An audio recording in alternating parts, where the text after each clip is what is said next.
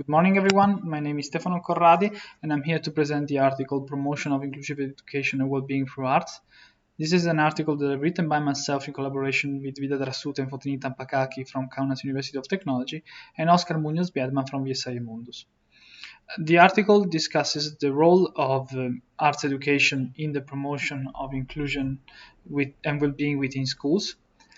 And more specifically, it discusses the negative effect of COVID-19 presenting arts education as a possible mean for the establishment of a new practice of inclusive education that will support the recovery after the pandemic.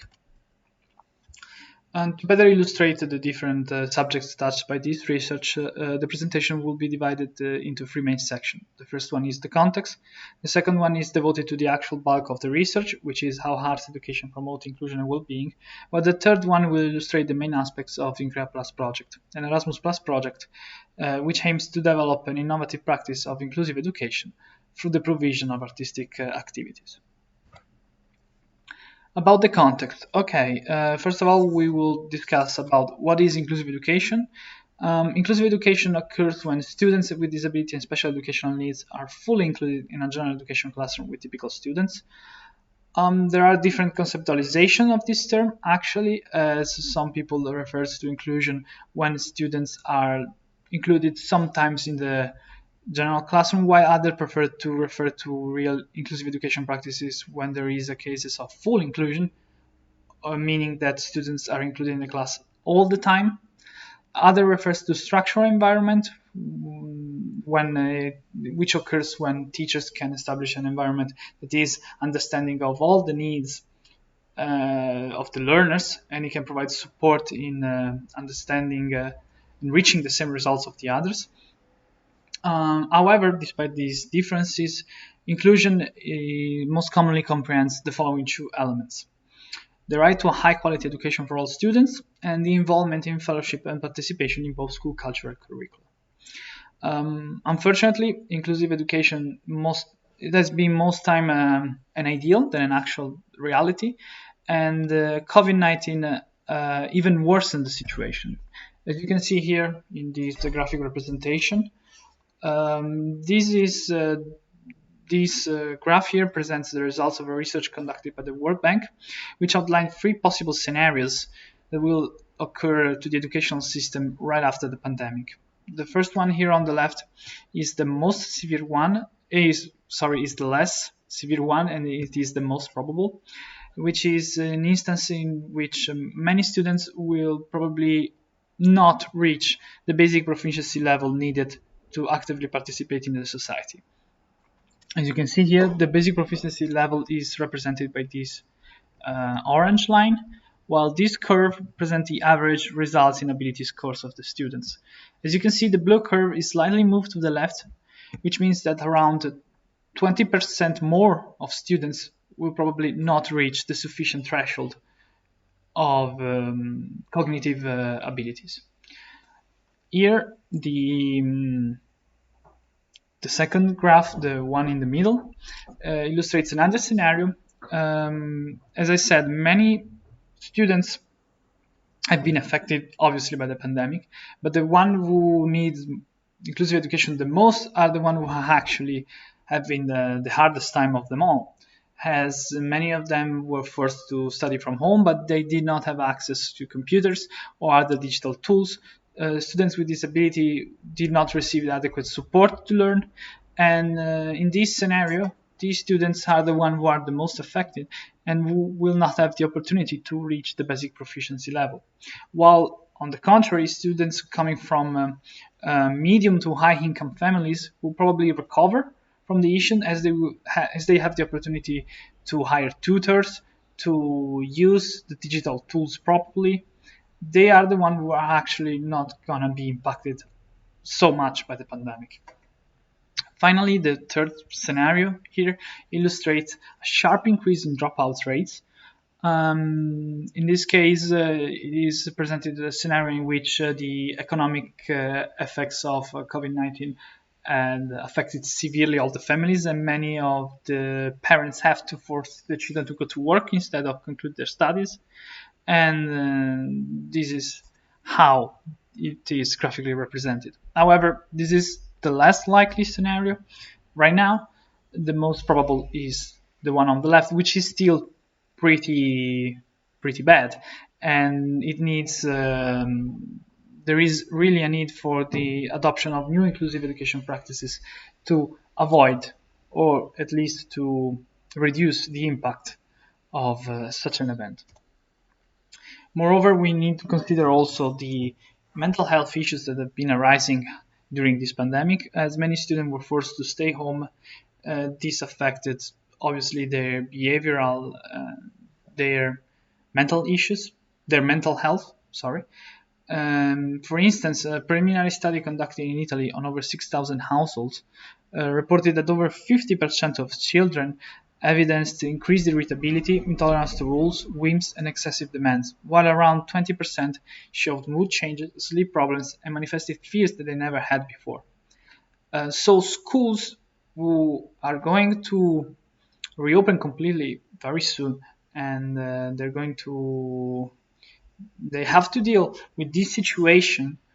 They have a need to address, from one side, the educational needs of the student, but from the other side, they need also to keep in mind the mental issues that the pandemic has brought up. And this is the reason why the Organization for Economic Cooperation and Development, in a report published 1 year ago, started to call for the adoption of a holistic approach to education, addressing both students' learning, social, and emotional needs. In this scenario, we believe that arts education can be very helpful in providing such an inclusive education practices. In fact, there are researches illustrating how arts education supports inclusion. There are 4 practices of arts education supporting of inclusion: arts-rich environment, arts used as a pedagogical tool, arts integrating into non-arts subject, and direct instruction in the arts. Arts-rich environment refers to the establishment, to the use of arts education for the establishment of inclusive environments, which are supportive, safe, motivational, and tolerant for all learners. Through this method, arts is expected to provide spaces of psychological safety for every pupil and foster tolerance, freedom of expression, and communication. Quite interesting, there has been a pilot study that is being carried out in 2017 by Favela. During this pilot study, many students from between 10 to 14 years old were involved in artistic activities aimed to establish intercultural dialogue, and the results indicated an evident increase in all the pupils who participated in the test in terms of tolerance and understanding of difference. The second practice is called arts used as a pedagogical tool. In this form, arts are taught to practice cognitive skills, language skills, social skills, emotional skills, and motor skills. Sometimes teachers like to supplement this methodology with practices borrowed from art therapy, adopting a practice that is called creative art therapies or even educational art therapies.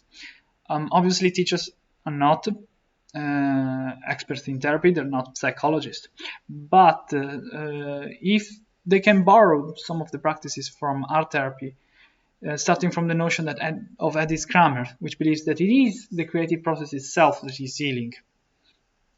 This kind of mixed practice is believed to be supportive of action-based learning, self-education, the promotion of self-esteem in children, the promotion of positive communication, conflict resolution, and student support. The third practice is called arts integrating into non-arts subjects. In this case, arts are used to increase proficiency in non-arts subjects. And a good example of this is the STEM approach, which integrates arts in the teaching of STEM subjects: science, technology, engineering, and mathematics.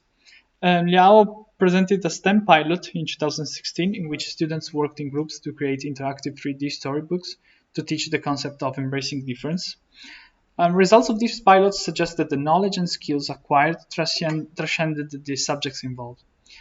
Robinson also noted potentially positive effects for students with disability, such as increasing self-efficacy, self-regulating behaviors, and the use of learning strategies. Finally, direct instruction in the arts referred to the teaching of of arts aimed at increasing students' art making and creative skills, as well as appreciation and understanding of the arts. According to McCarthy, learning arts can bring the experience of the arts to many children who may not otherwise experience them. Making art provides a particular effective way to develop the personal skills that are critical to behavioral change. This practice has been found also particularly useful with gifted children, who are students with an intellectual ability significantly higher than average. And because of that, they tend to have negative temperamental traits, such as lack of motivation, anxiety, and dissatisfaction with school. It has been found out that through direct instruction in the arts, it is possible to address these issues and support these students in feeling more challenged and giving them the opportunity to better understand what are their desires and wishes and what really motivates them. Finally, I will present the Increa Plus project. The full name of the project is Inclusive Creativity for Educational Art Making. It is, as I said before, an Erasmus Plus project that will last 2 years. There are 7 partners in this project coming from 6 different countries: Lithuania, Italy, Turkey, Spain, Romania, and Bulgaria. The project aims to develop an innovative method of inclusive education and promotion of well-being through the implementation of arts educational content and practices.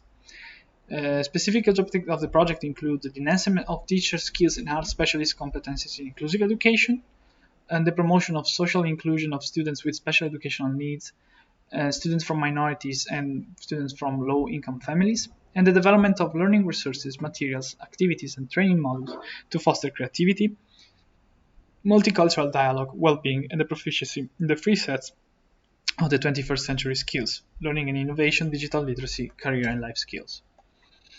The project foresees the development of 3 main results, also called intellectual outputs in Erasmus Plus project. The first intellectual output is the Increa Plus methodological material, which is an ebook illustrating the methodology of devised within this project. It will present the theoretical basis of the methodology and the several benefits of it. The second intellectual output is the Increa Plus curriculum, which is actually a collection of educational activities supporting inclusion and well-being within schools. During the development of this curriculum, teachers will be trained in the methodology devised within the project, and they will be asked to test it directly in the school.